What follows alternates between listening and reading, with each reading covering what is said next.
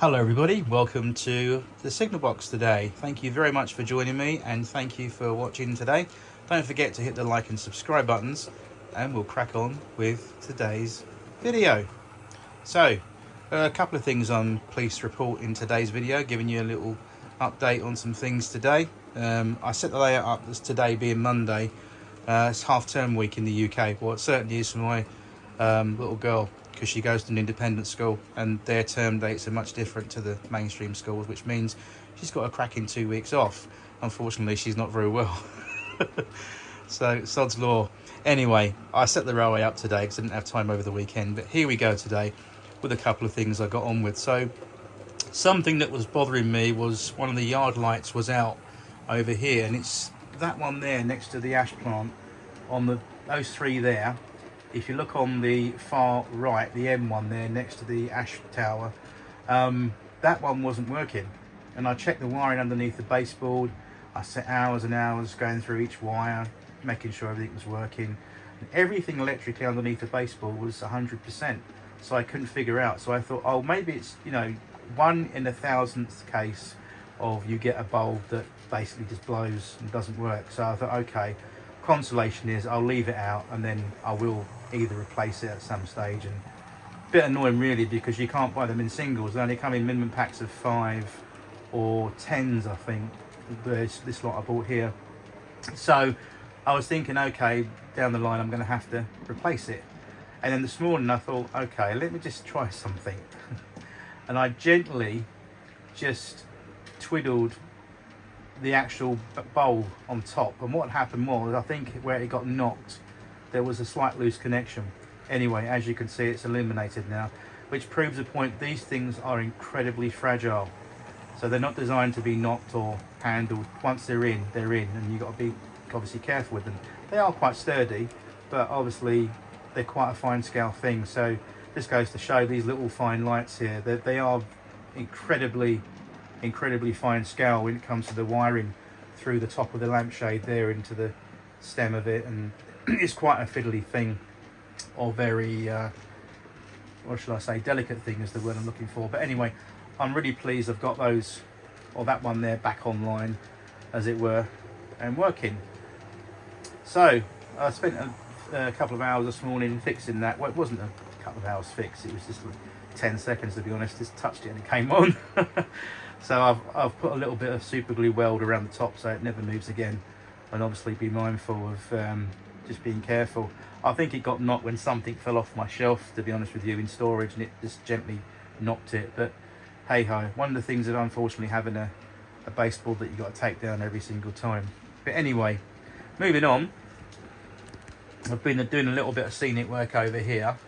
So this space here at the end, I've put a little road bridge, which is there, and here comes the 14XX with an auto coach rumbling across there. I think that looks much better. And what this was, basically, I had some old sections of girder bridge I had left over from my last layout. I built a high level section and that was basically part of it over the top. So I thought, oh, we've got to have some sort of little scenic break there, something to make it a bit more interesting. So I thought, yeah, we'll put that there. We've put a little bit of decking in the 6 foot to represent the girders underneath, and I've put a little bit of vegetation. I'll just wait till this train goes past. Yeah, on the end of the we used to call them the ramp ends on the P-way, on the on and off ends of the bridge we called the flying ends or the ramp ends. There's always a slight gradient running on and running off a bridge on the real railway. So we've got a little bit of vegetation growing by the side of the bridge there, and on to the side we've got a bit there as well. What I've done as well, I've taken some Humbrol dry weathering powders and I've given it a little bit of rust on top of the steelwork there. I'm not sure if you can pick that up. I'll try and get that in.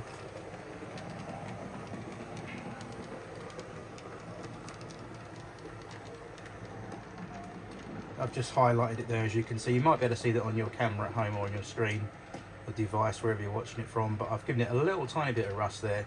Not too much, but just an indication it's quite old and a little bit unloved, but still quite strong and does the job. and underneath there somewhere there's a busy main road somewhere underneath there.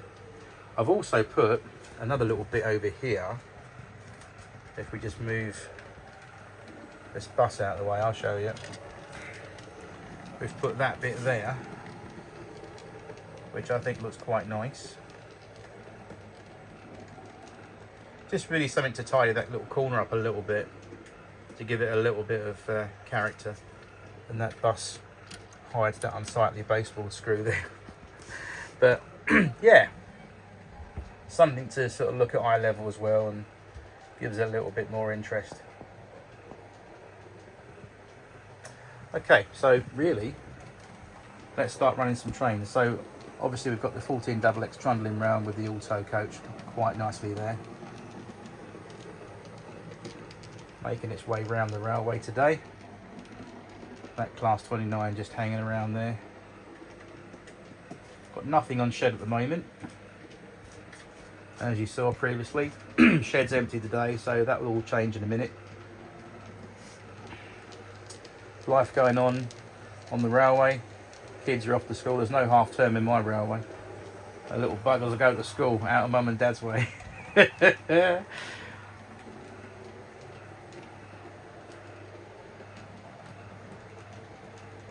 What's going on over here? Oh, there's the old man saying goodbye to the son. Hey, have a good day, son. I will, father. Don't you worry about that.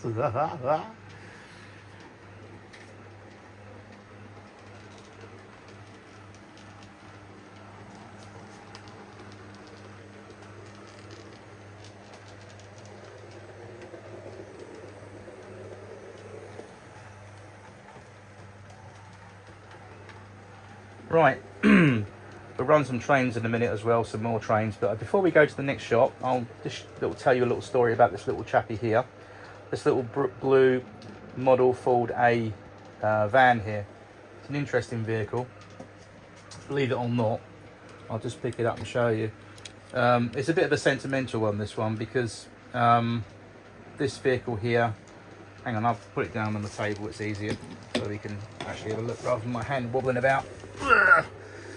Right, where are we? Okay, here we go. It's a very old vehicle. This one was made in 1979, and this was probably one of the first vehicles on my first ever model railway. I think when I was about 7 or 8. It wasn't much of a layout, it was just a baseboard that my grandfather had painted dark green, the kind of dark green back in the day when you had Hornby 003 rail stuff. But he had a piece of chipboard, and he painted it dark green, and he laid down the track which came with the LMS Express passenger set, which is up there in my collection.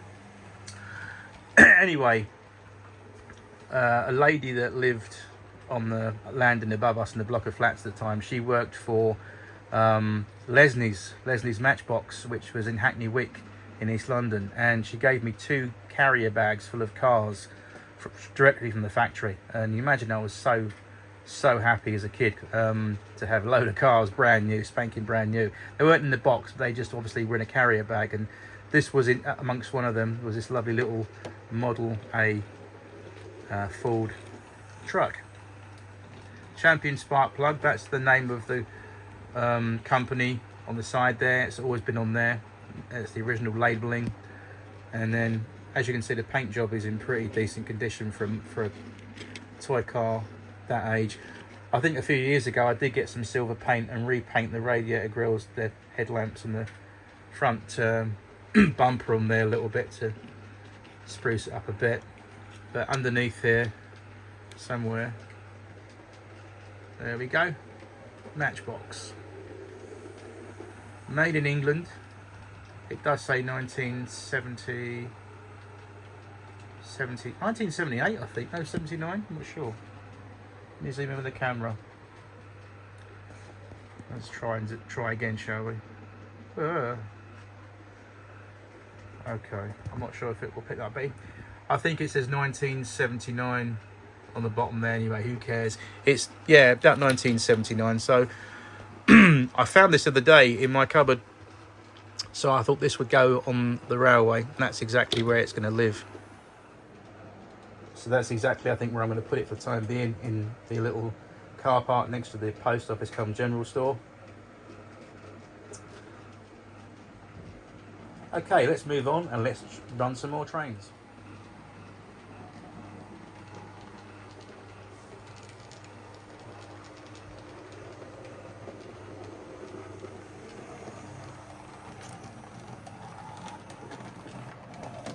Ooh. Bang into the sand track. Came a little bit uncoupled there as it was going across those diamonds, but I think we'll get away with that one. Anyway, that's because it's got a different coupling compared to the actual loco. I fitted a NEM pocket on that Hornby Auto coach. It's actually an old Daypole Airfix tooling anyway, so it matches the engine, but I've just rectified the couplings and put some NEM pocket couplings which are more thinner and a bit more pleasing to the eye compared to those nasty chunky Airfix jobs. Anyway, enough waffle, let's crack on with another train. And now we've got one of my favourite train packs coming round now on track number 1. It's the London North Eastern Railway Silverlink Silver Jubilee set. Look at this. What an absolutely cracker and belter of a train this thing. Rumbling across that little country bridge, no problem.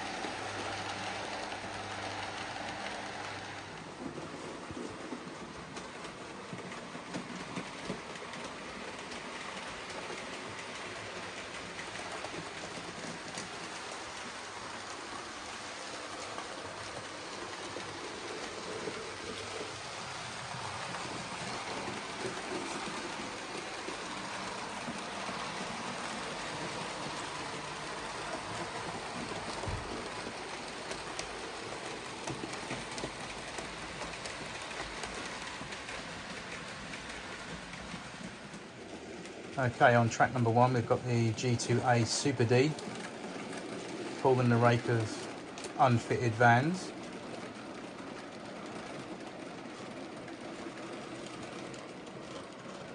Rumbling across the bridge over there quite nicely.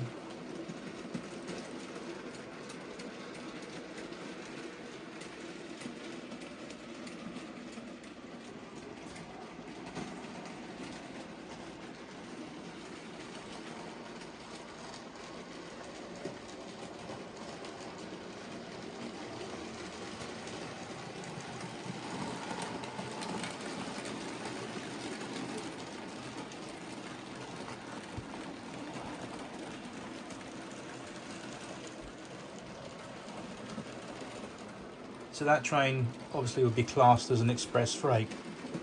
So it would be a case of, it'll be a 5. So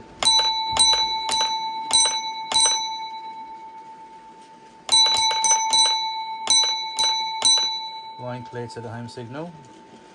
It's a class 5. It has 5 bells, 5 beats for this express freight. Super little engine, this little Bachmann G2A Super D. I've had this quite a long time now. Got it one Christmas. It's a nice little engine. It's got character.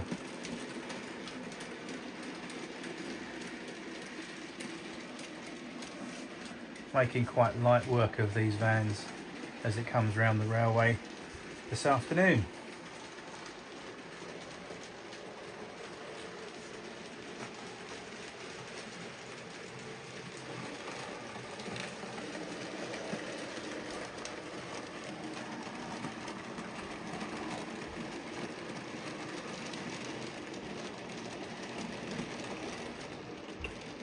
Going across Bedstead Bridge and off into the tunnel. So what's going on shed this afternoon? Well, what have we got? We've got a Stania 8F on shed over the pit road, having just been freshly coaled up and just been watered. It's about to move off shed shortly. We've got some, what have we got? We've got some coal wagons to pick up. Okay, and that's over in the loading dock over there. So we'll go and shunt those and we'll bring those out, I think. Okay, so over here, simmering away on shed, we've got the Stania 8F loco, and she's ready for the 8F freight. She's had loads of coal put in the tender from the coal stage in front, which is that big joint tower there. That's just had a fresh lot of coal in the tender, as you can see. She's got water, the fire's been cleaned, the crew are eager and ready. So let's go and pick up some wagons. So what we'll do now, we'll cautiously bring her off shed, very carefully, and she's off. Very cautiously under that coaling stage.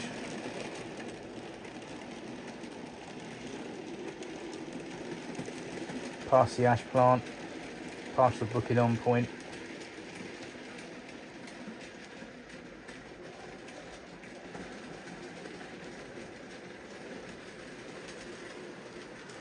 Fireman's got a nice fire going on the footplate.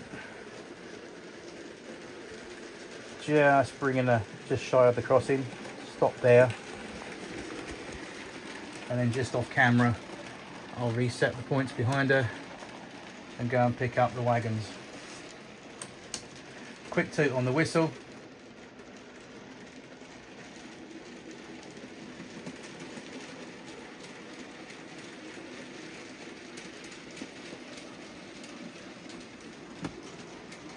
I think we possibly have those. Another pop on the whistle.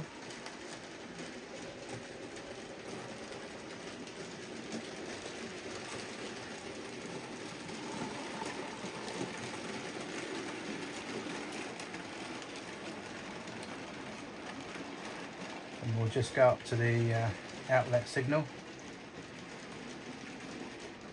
Stop there.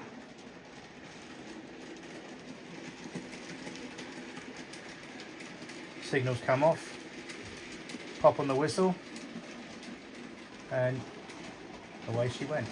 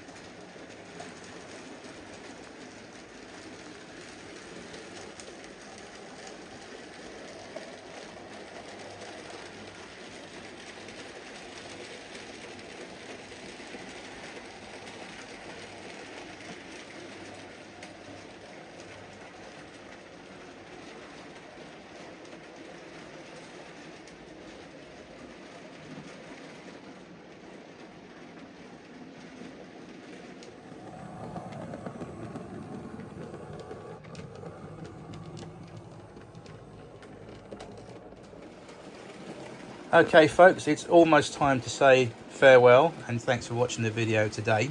Thank you for your support, your likes and subscribes. That always go a long way with me. And thank you always for your nice comments, and nice always hearing from you, no matter where you are in the world. So trundling around the railway, again, is this Bachmann G2A Super D, and it definitely is a super engine. Now, one of the interesting historical facts, or just really interesting facts about freight train driving in the days of steam, it was a very, very different job to passenger driving. Often passenger link enginemen started out as freight train drivers, and freight train drivers have, or still to this day, have a very hard job. But it's not like driving a passenger train. Well, it's different in these days because you've got more modern stuff about on Britain's railways in terms of locos and what you haul and the way it's made up. But in the old days of the steam man, when you had what was called an unfitted freight. So let's just say, for example, this train coming round on my railway this afternoon, trundling around Little Beddington, is an unfitted freight being hauled by a Super D.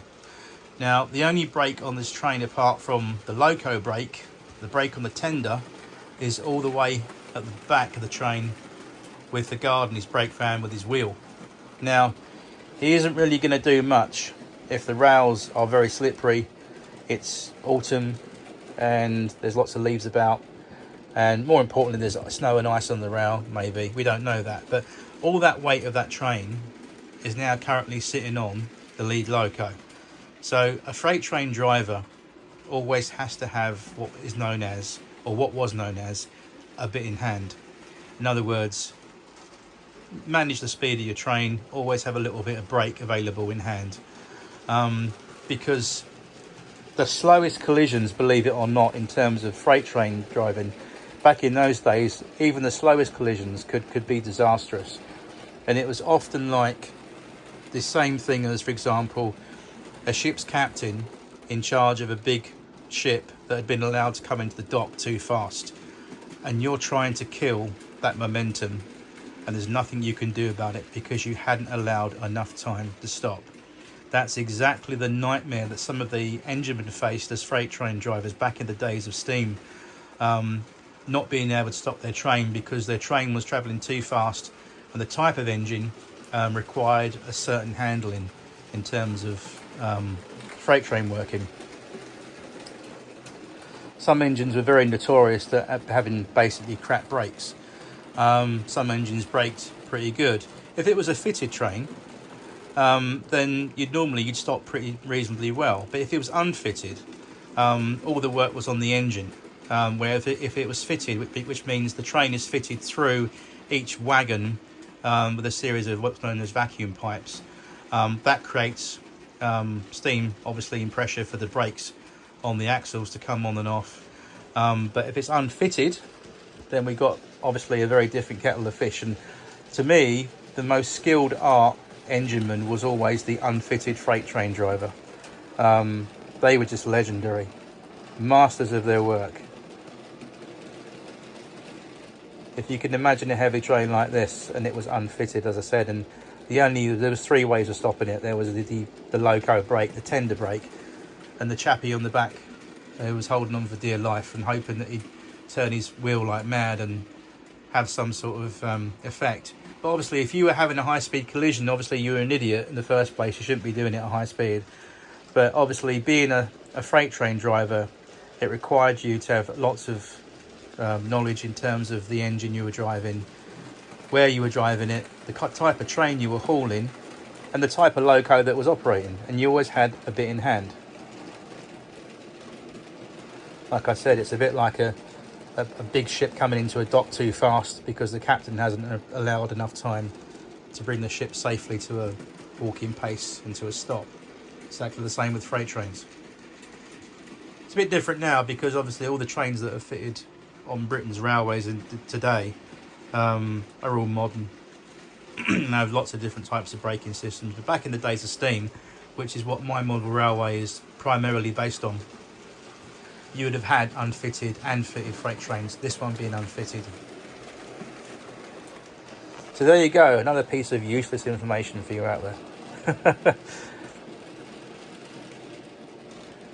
I think it's really interesting to make a comment that although I model railways, obviously my passion is for the full size thing, and I wish that I could have been born in the days of steam, because it would have been so exciting and so amazing to see these things in real life, and to be on the footplate of an engine and learn the skills. Because I think the engineman's job, it wasn't glamorous, it wasn't as romantic and as railway children as it seems. It was a very dirty, nasty, very hard work, very laborious job. And it's one of those things like an airline pilot. You get kudos for doing it, but if you cock it up and something goes wrong, you've got a handful of people ready to put you in the jail, mate. That's the way the railway is. It's wonderful to look at, it's fun to watch, but there's lots of hard work involved. I mean, myself, having done 19 and so and a bit years, just under 20 years service on the railway, started when I was 21, 20. It was still very laborious in those days. When I did my stint on the P-Way, which is a little abbreviation term on the railway, which we call, this P-Way is short for permanent way, the track. I just wish I could say this on camera, that I wished every piece of railway track that I touched and lifted up was as light as this Hornby stuff. My goodness.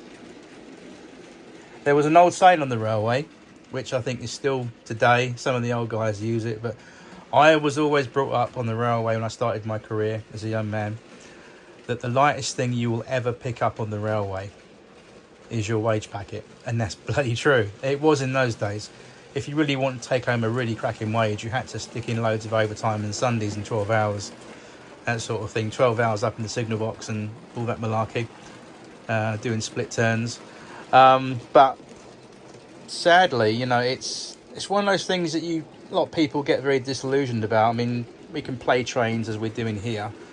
But anyone who's actually ever worked on a heritage railway or volunteer on a private railway as a volunteer will testify that it's not always fun and glory. It's really hard work, and it's you can finish knackered. You know, it can really wear you down. Just like the engines. I mean, the engines became knackered. The people that drove them became knackered. It's just one of those things. But it's a labour of love, I think, the railway as it was in those days. And even today, the heritage railways that we see in Great Britain and around the world, some of them are just fantastic, what they do.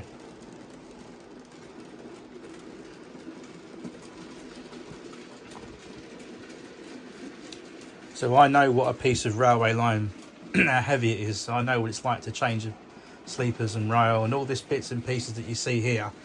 All these switches and crossings, all this. I've changed these in real life. Yeah, it's no walk in the park, that's for sure. Not on a cold November night with snow coming down the back of your neck. It's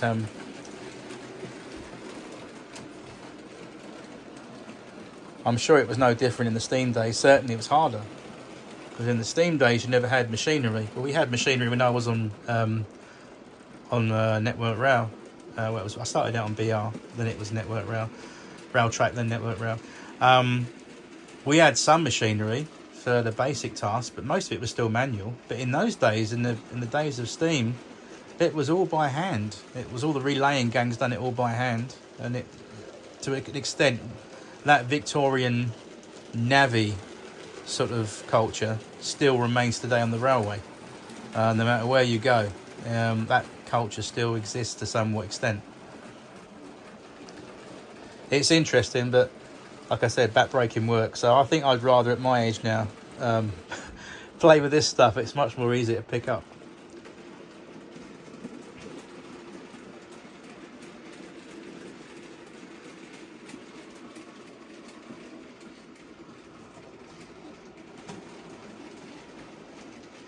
Yeah, it's really strange in terms of how the railway mechanics of the railway work.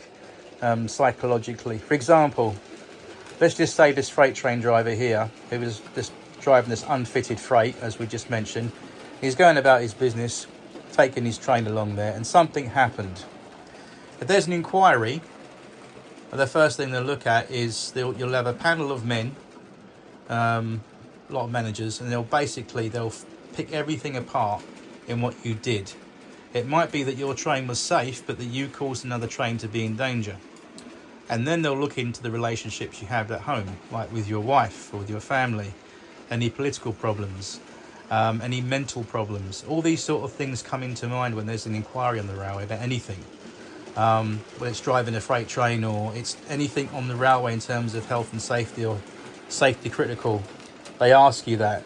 I've had many occurrences in my railway career where I was involved in inquiries, nothing to do with what I personally had done 9 times out of 10, but on the whole I've been involved in questioning by management about something that happened that I was involved in. It wasn't my fault, I was just part of the solution, not the problem. But again, I was involved in it, and it came down to the union and the management asking me, are you okay mentally? Have you got any agendas? Have you got any grievances? What's it like at home? How's your wife, relationship, marriage? All them sorts of things. They ask you these questions because it's a lovely job to work on the railway. Whether you're an engine driver or you're a freight train driver or you're signalman or whatever you do, it's a decent job.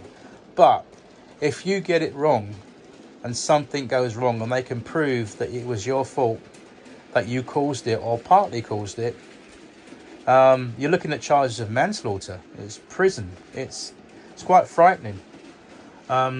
It's a very, very dangerous environment is the railway. It's no fun. It's not the railway, children. It's not model trains. The real thing is very, very dangerous. You get a lot of pleasure from working on the railway, but it can be very unforgiving if something goes wrong and it's proven that you've caused a slight error. They will blow it out of proportion, and if they can, they will send you down the road, and even if worse than that, they will send you to prison. I've actually written a book. I keep meaning to get it printed. It's already written. I've got to find a printing and publishing company in the UK to do it. I've seen 1 or 2 out there that are reasonably not too bad, but it's quite expensive. Even just for like 15 copies, it works out quite hefty. But when I do, I'll let you guys know about it. And if anyone's interested, you can privately message me when the time comes, and I'll gladly, for a postage fee, send you a copy. It's basically about my adventures and ups and downs, more downs and ups, in my 20 years or so on the railway in Great Britain. That's where I get a lot of my inspiration from doing my model railway, because there's little things in my railway that I take from memory, from a particular location, from a time in my career, and things that I basically take from a thought into a 3-dimensional model.